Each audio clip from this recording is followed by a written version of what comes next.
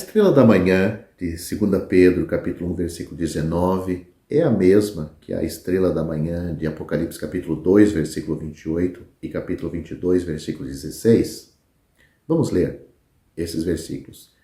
E temos muito firme a palavra dos profetas, a qual bem fazeis em estar atentos, como uma luz que alumia em lugar escuro, até que o dia amanheça e a estrela da alva apareça em vossos corações. 2 Pedro, capítulo 1, versículo 19. Vamos ler os versículos de Apocalipse. E ao que vencer e guardar até ao fim as minhas obras, eu lhe darei poder sobre as nações, e com vara de ferro as regerá, e serão quebradas como vaso de oleiro, como também eu recebi de meu Pai. E dar-lhe-ei a estrela da manhã. Isso está em Apocalipse capítulo 2, eu li do versículo 26 a 28. Apocalipse capítulo 22, versículo 16, diz: Eu, Jesus, enviei meu anjo para vos testificar estas coisas nas igrejas. Eu sou a raiz e a geração de Davi, a resplandecente estrela da manhã. Em primeiro lugar, consideremos o contexto da referência à estrela da manhã em 2 Pedro, capítulo 1, versículo 19. Os versículos 19 a 21 do capítulo trata das escrituras, as escrituras proféticas. No parágrafo anterior, ouvimos a voz de Pedro e também a voz de Deus Pai, que disse: Este é o meu Filho amado, em quem me comprazo. Agora somos direcionados para a voz da profecia. Assim, diz Pedro, nós também temos uma palavra de profecia mais segura, ou temos a palavra profética confirmada. O que Pedro e seus companheiros apóstolos viram e ouviram no Monte Santo foi uma confirmação do que os profetas do Antigo Testamento haviam predito quando eles estiveram com o Senhor Jesus naquele monte da Transfiguração. Pedro acrescenta: ao que fazeis bem em atentardes em vossos corações. É aqui que devemos prestar atenção. Não na mente, a esfera do intelecto, mas no coração, a esfera do afeto. Pedro continua: como uma luz ou uma lâmpada para a noite que brilha em lugar escuro.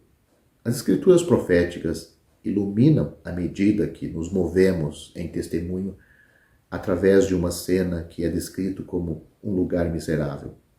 No entanto, há um limite de tempo estabelecido. Ele diz até que o dia apareça, ou até que o dia vai raiar. A luz romperá a escuridão, e a luz romperá a escuridão. E isso acabará com o aparecimento, vai acabar quando aparecer uma lâmpada, ou seja, e a estrela do dia surgirá. A referência é a vinda do Senhor, e deve-se ter em mente que Pedro, em seus escritos, fala da vinda do Senhor de maneira geral. O vencedor em Tiatira, Jesus Cristo diz, ou ao vencedor em Tiatira, Jesus Cristo diz: eu lhe darei a estrela da manhã. Apocalipse capítulo 2, versículo 28, onde nós já lemos. Visto que ele, o Senhor, se identifica desta maneira no capítulo final de nossa Bíblia, eu sou a resplandecente estrela da manhã, capítulo 22, versículo 16, as palavras de Apocalipse 2 também parecem ser uma referência a Cristo. Não a si mesmo pessoalmente, mas um aspecto de si mesmo que fortaleceria a fé dos crentes em Tiatira.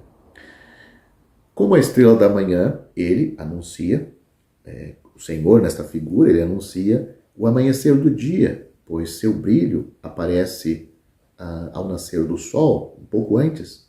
A vinda do Senhor Jesus como a estrela da manhã nos remete à vinda para o arrebatamento dos salvos. Já a sua vinda como o sol da justiça expressa o que temos em Malaquias capítulo 4, versículo 2, será a sua manifestação para a nação de Israel e o mundo.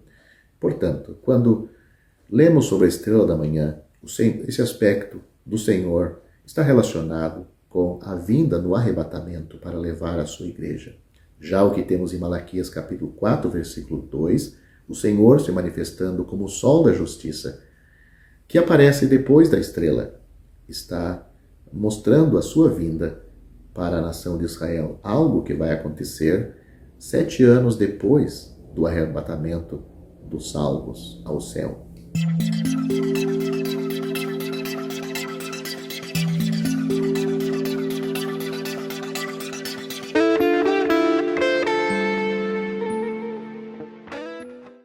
Vamos ler uma passagem no livro dos Efésios, capítulo 2. E vos vivificou, estando vós mortos em ofensas e pecados, em que noutro tempo andastes segundo o curso deste mundo, segundo o príncipe das potestades do ar, do espírito que agora opera nos filhos da desobediência, entre os quais todos nós também antes andávamos nos desejos da nossa carne, fazendo a vontade da carne e dos pensamentos. E éramos por natureza filhos da ira, como os outros também. Mas Deus, que é riquíssimo em misericórdia, pelo seu muito amor com que nos amou, estando nós ainda mortos em nossas ofensas, nos vivificou juntamente com Cristo. Pela graça sois salvos. E nos ressuscitou juntamente com Ele, e nos fez assentar nos lugares celestiais em Cristo Jesus, para mostrar nos séculos vindouros as abundantes riquezas da sua graça, pela sua benignidade para conosco, em Cristo Jesus. Porque pela graça sois salvos, por meio da fé, e isso não vem de vós, é dom de Deus. Não vem das obras, para que ninguém se glorie. Acabamos de ler apenas 9 versículos da palavra de Deus. E nestes 9 versículos, temos uma explicação ampla, com todo o detalhe relevante sobre como uma pessoa pode ser salva. Isto, ouvintes, é interessante. Apenas 9 versículos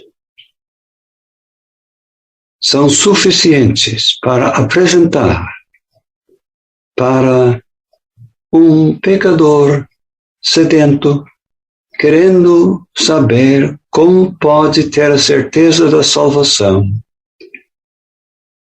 Apenas em 9 versículos da Bíblia esclarece muita coisa. Assim nós vemos que Deus não deixou uma salvação complicada para o pecador tropeçar e se frustrar e desanimar-se. Não.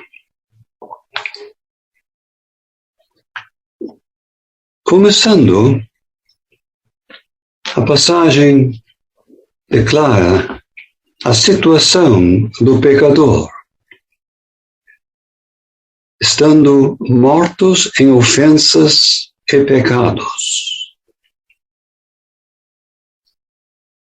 Indica que há forças malignas no mundo que tendem a influir o pensamento das pessoas, opera nos filhos da desobediência. E nós reconhecemos que é fato. muita coisa, até na sua vida, pode atrapalhar o seu empenho de se salvar.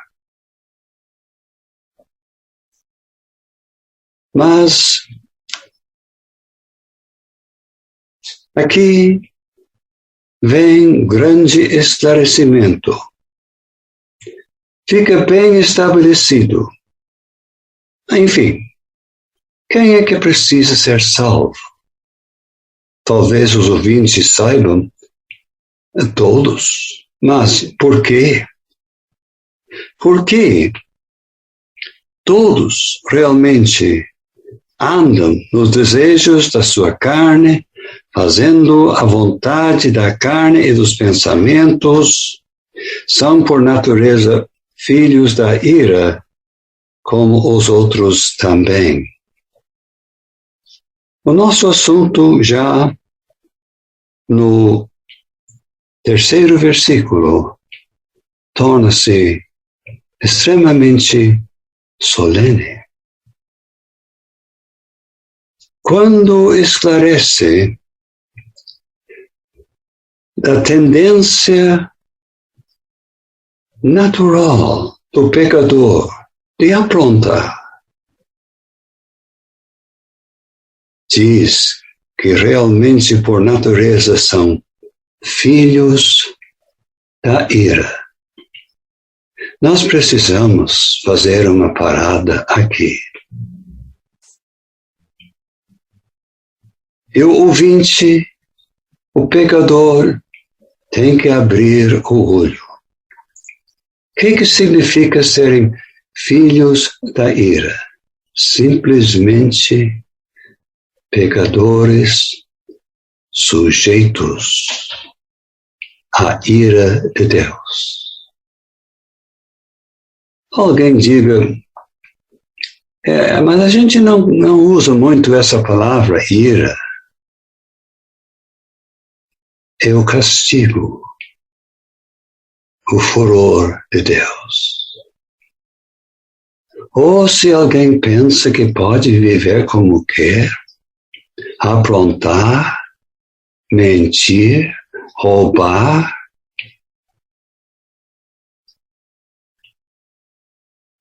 cometer a imoralidade, talvez você esteja pensando, mas o que a gente vai fazer?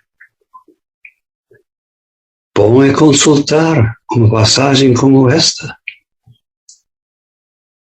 para se flagrar da seriedade da sua situação. E eu espero que todo ouvinte saiba que eu mesmo não falo como alguém que fosse diferente, nem um pouquinho, nem um pouquinho. Eu me lembro de como eu era, o rapaz que eu era em tempo de novo. E não tenho saudades daquilo. Mas, meus ouvintes, vamos ver o início do versículo 4. Eu realmente tirei uns minutos para comentar na situação do pecador, filhos da ira, sujeitos à ira de Deus. Sujeitos, no caso de morrer, a se erguer os olhos no inferno.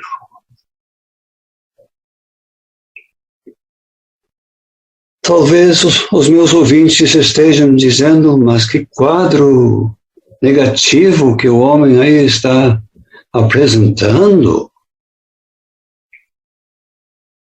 Mas me acompanhe. O que diz agora no versículo seguinte? Duas palavras no começo. Mas Deus. Mas Deus. Aqui surge algo interessantíssimo. Mas Deus, ouvintes, duas coisas Deus não quer. Uma, que você vive a sua vida apontando no seu pecado. Dois, Ele não quer que você se encontre no tormento eterno. Então, mas Deus, temos algo diferente agora. Temos algo bem interessante agora. O que vamos encontrar nessa passagem? O que esse versículo vai trazer para nós? Mas Deus, que é riquíssimo em misericórdia. Deu para entender alguma coisa? Sim. Pelo seu muito amor com que nos amou. Temos agora o privilégio de apresentar um Deus de amor, de muito amor, um Deus de misericórdia. Mas então você diz, então Ele não vai enviar os pecadores para o inferno? Vamos devagar. Será que Deus pode tolerar o pecado e dizer, isso aí não é nada? Tem um cantinho no céu para ti? Um santo Deus podia fazer isto? Olha, ouvintes, Ele não seria santo e nem seria o verdadeiro Deus se Ele abrisse mão do pecado? Não. Mas o que encontramos aqui? Muito amor. Deus amou o mundo de tal maneira que deu seu Filho unigênito, para que todo aquele que nele crê não pereça, mas tenha vida eterna. Pense nisso, ouvintes. Seu muito amor com que nos amou. O ouvinte pode dizer, mas então amplie isso aí para nós. Mas a própria passagem amplia. Estando nós, isto é, gente já salva, lendo essa carta, nós ainda mortos em nossas ofensas. Tá entendendo? É gente que não foge da realidade do seu pecado, gente que chegou a simplesmente se convencer e aceitar a seriedade do seu pecado, que até mortos estavam em pecado. Mas como mortos? Mortos para com Deus, distanciadíssimo de Deus. É a situação. Pode haver uma certa religião, mas se o assunto do pecado não é tratado, a situação é esta. Estando ainda mortos em nossas ofensas. Posso fazer um pequeno desafio aos ouvintes? Vamos partir para a realidade. É esta a sua situação neste momento? Morto em suas ofensas? É sério? Mas aqui vemos pessoas que aceitaram isto. É importante quem quer se salvar, é importante que reconheça que reconheça a sua necessidade, seu perigo, a seriedade. E não é que vai poder se lembrar de pecado após pecado durante a sua vida, mas que reconheça: eu sou um pobre pecador perdido. Veja o que diz, meus ouvintes. Estando ainda mortos em nossas ofensas, nos vivificou, juntamente com Cristo. Pela graça sois salvos. Ou você diz: eu não entendi. Mas não é tão difícil. Não é tão difícil. O que acontece no momento que um pecador se salva? O que acontece? É complicado a pessoa se salvar? Não mesmo. Não mesmo. Uma vez que reconheça a seriedade da sua situação, a sua inoperância, isto é, que não tem condições de salvar-se a si mesmo, não pode apresentar nada a Deus que ajude. Veja aqui, pessoal, reconhecendo-se mortos em suas ofensas, nos vivificou juntamente com Cristo. Você diz: eu não entendi nada. Depois diz: pela graça sois salvos. Pela graça sois salvos. Meus prezados ouvintes, a salvação é de graça. Não custa nada. Mas alguém diz: explica mais. A própria palavra explica. Porque pela graça sois salvos por meio da fé. Isso não vem de vós, é dom de Deus. Como é que você pode ser salvo? Importante é reconhecer a sua necessidade, como essa passagem explica tão bem, em linguagem simples. Importante também que você tenha um sincero desejo de ser salvo. Há pessoas que sabem que precisa ser salvo e até pode saber mais ou menos como se salvar, mas não se salvam. Eu espero que meus ouvintes hoje, pelo menos alguns, reconheçam que precisam ser salvos. Entendem que há salvação e que têm um desejo de serem salvos. E mais, que têm um desejo de serem salvos já, hoje de noite. Você pode estar pensando: não, mas é mais para frente. A salvação da sua alma é prioridade número 1. Número 1. Não convém viver mais um dia em seus pecados. Independente do perigo, que é sempre presente, de partir para a eternidade inesperadamente e encontrar-se na perdição eterna.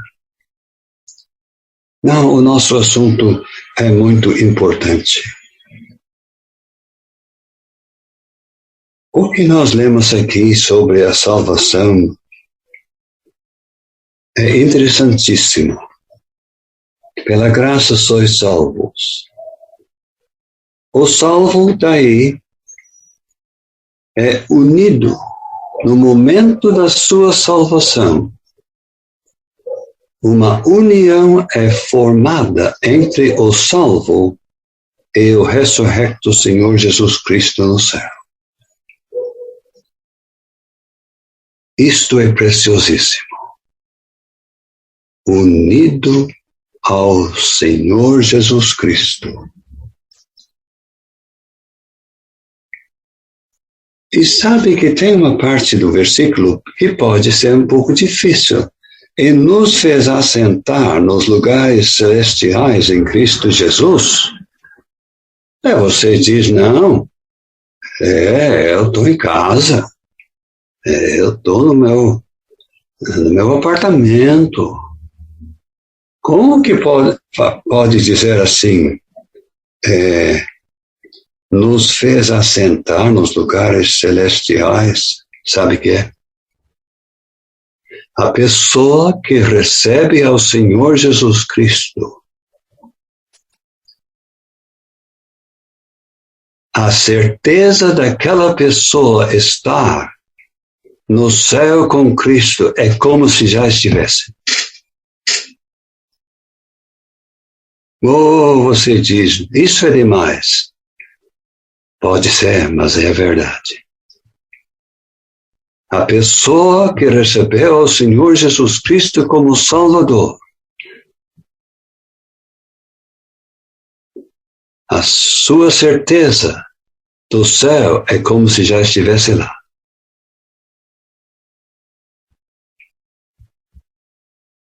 O que diz a mais? O que vai acontecer lá? Para mostrar nos séculos vindouros as abundantes riquezas da sua graça.